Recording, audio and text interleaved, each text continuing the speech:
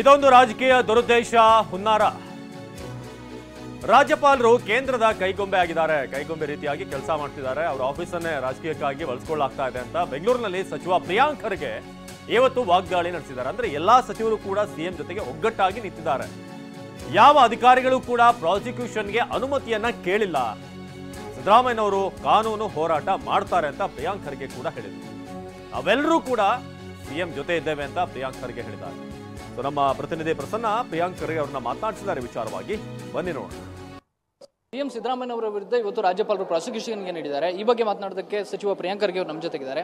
Sir, ಇದನ್ನ ಕೇವಲ ರಾಜಕೀಯ ದುರುದ್ದೇಶ ಅನ್ನೋ ರೀತಿಯಲ್ಲಿ ಮಾತ್ರ ನೋಡ್ತಾ ಇದ್ದೀರಾ? ಕಾನೂನಾತ್ಮಕವಾಗಿ ಹೇಗೆ ಸರ್ಕಾರ ಇದನ್ನು ಫೇಸ್ ಮಾಡುತ್ತೆ? ನೋಡಿ, ಖಂಡಿತವಾಗೂ ಇದು ರಾಜಕೀಯ ದುರುದ್ದೇಶ. ನಾವು ಮುಂಚೆನೂ ಹೇಳಿದ್ವಿ, ಇವರು ಶೋಕಾಸ್ ನೋಟಿಸ್ ಕೊಟ್ಟಿರೋ ಉದ್ದೇಶನೇ ಇವರಿಗೆ ಪ್ರಾಸಿಕ್ಯೂಷನ್ ಮಾಡಬೇಕು ಅಂತ. ಈಗ ನೀವು ಮಾನ್ಯ ರಾಜ್ಯಪಾಲರ ನೋಟಿಸ್ ನೋಡಿದ್ರೆ ಕ್ಯಾಬಿನೆಟ್ ಒಂದು ಅಡ್ವೈಸ್ ಕೊಟ್ಟಿದೆ.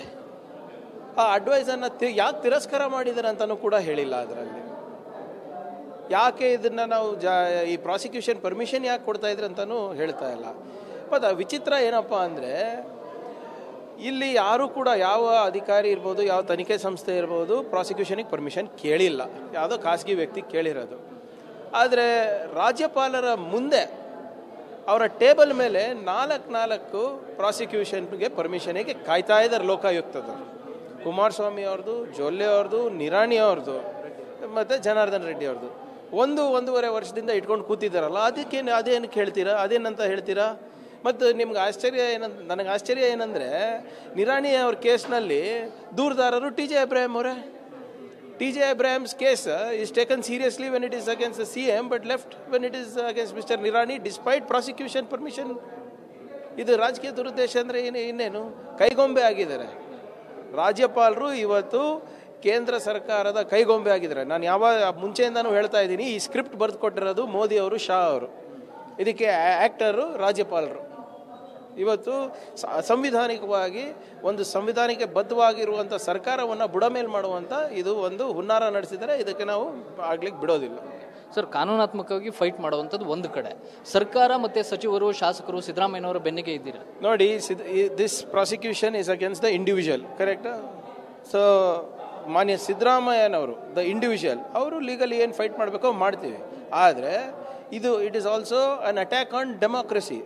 ಇದು ನಮ್ಮ ಸಂವಿಧಾನದ ಮೇಲೆ ಇವರು ನೇರವಾದಂಥ ಪ್ರಹಾರ ಮಾಡಿದ್ದಾರೆ. ಅದಕ್ಕೆ ನಾವು ಬಿಡೋಕ್ಕಾಗುತ್ತಾ? ಸೊ ಅದಕ್ಕೆ ನಾವಿರ್ಬೋದು, ನಮ್ಮ ಸಹೋದ್ಯೋಗಿಗಳಿರ್ಬೋದು, ಇಡೀ ಕಾಂಗ್ರೆಸ್ ಪಕ್ಷ ಇರ್ಬೋದು, ಮತ್ತು ಸಂವಿಧಾನ ಪ್ರೇಮಿಗಳು ಯಾರ್ಯಾರಿದ್ದಾರೆ ಅವರೆಲ್ಲರೂ ಕೂಡ ಇವತ್ತು ಸಿದ್ದರಾಮಯ್ಯ ಅವ್ರ ಜೊತೆ ಇದ್ದೀವಿ. ಈ ಅಸಂವಿಧಾನಿಕ ಏನು ಹೋರಾಟ ಏನು ಮೂವ್ ಮಾಡಿದ್ದಾರೆ ಇವರು ರಾಜ್ಯಪಾಲರು, ಇದ್ರ ವಿರುದ್ಧವಾಗಿ ನಾವು legally and politically will take it. Sir, ನೇರವಾಗಿ ಸಿದ್ದರಾಮಯ್ಯನವರ ರಾಜೀನಾಮೆಯನ್ನು ವಿರೋಧ ಪಕ್ಷಗಳು ಕೇಳ್ತಾ ಇದ್ದಾರೆ. ಅವ್ರು ಕೇಳ್ತಾರೆ,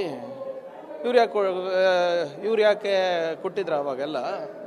ಇದು ಈಗ ಹೇಮಂತ್ ಸೊರೇನ್ ಕೇಸ್ನಲ್ಲಿ ಏನಾಯಿತು? ಅರವಿಂದ್ ಕೇಜ್ರಿವಾಲ್ ಕೇಸ್ನಲ್ಲಿ ಏನಾಯಿತು?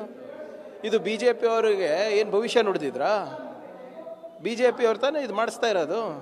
ಇದು ಅವ್ರವ್ರ ಲೀಡರ್ ಆಗಲಿಕ್ಕೆ ಇವತ್ತು ಇದು ನಡೆಸಿರೋದು ಹೊರತು ಯಾವುದೇ ರೀತಿಯಾದಂಥ ಕಾನೂನಾತ್ಮಕವಾಗಿ ಇವ್ರ ಹತ್ರ ಸ್ಟಫ್ ಇಲ್ಲ. ಇವತ್ತು ಏನು ಕಂಟೆಂಟ್ ಇದೆ ತೋರಿಸ್ಬಿಡ್ಲಿ ನಮಗೆ. ಇದ್ದಿದ್ರೆ ಇವಾಗ ಪಾದಯಾತ್ರೆ ಅವಶ್ಯಕತೆ ಇತ್ತಾ? ಕೊಡ್ಬೋದಾಗಿತ್ತಲ್ಲ. ಅದು ಕಮಿಷನ್ ಇತ್ತು, ಅಧಿಕಾರಿಗಳು ತನಿಖೆ ಮಾಡ್ತಾಯಿದ್ರು, ಕೊಡ್ಬೋದಾಗಿತ್ತಲ್ಲ. ಒಂದು ಡಾಕ್ಯುಮೆಂಟನ್ನು ಕೊಟ್ಟಿದ್ದಾರಾ? ಇದೆಲ್ಲ ಸುಮ್ಮನೆ ವಿಜೇಂದ್ರ ಲೀಡರ್ ಆಗಲಿಕ್ಕೆ ಮಾಡ್ತಾ ಇರೋದು. ಅಲ್ಲಿ ಮೇಲ್ಗಡೆಯಿಂದ ಡೈರೆಕ್ಷನ್ಸ್ ಬಂದಿದೆ. ನಾನು ಮೊನ್ನೆ ಕೂಡ ಹೇಳಿದ್ದೀನಿ, ಎಲ್ಲೆಲ್ಲಿ BJP ಸ್ಥಳೀಯ ಮುಖಂಡರ ಅಸಮರ್ಥರಿದ್ದಾರೆ ಅಲ್ಲಿ ರಾಜ್ಯಪಾಲರನ್ನು ಉಪಯೋಗ ಮಾಡ್ತಾ ಇದ್ದಾರೆ. ವೆಸ್ಟ್ ಬೆಂಗಾಲು, ತಮಿಳುನಾಡು, ಕೇರಳ, ಎಲ್ಲೆಲ್ಲಿ ಸ್ಥಳೀಯ ಮುಖಂಡರು ಅಸಮರ್ಥರಿದ್ದಾರೆ ಅಲ್ಲಿ ರಾಜ್ಯಪಾಲರಿಗೆ ಶಕ್ತಿ ತುಂಬಿ ಬಳಕೆ ಮಾಡಿ ಪಕ್ಷದ ಕಾರ್ಯಕರ್ತರಾಗಿ ಉಪಯೋಗ ಮಾಡ್ತಾ ಇದ್ದಾರೆ. ಇದಿಷ್ಟು ಸಚಿವ ಪ್ರಿಯಾಂಕ್ ಖರ್ಗೆ ಅವರ ಮಾತು. ಕ್ಯಾಮ್ರಾ ಪರ್ಸನ್ ರಮೇಶ್ ಜೊತೆ ಪ್ರಸನ್ನ ಗಾಂವ್ಕರ್, TV9 ಬೆಂಗಳೂರು.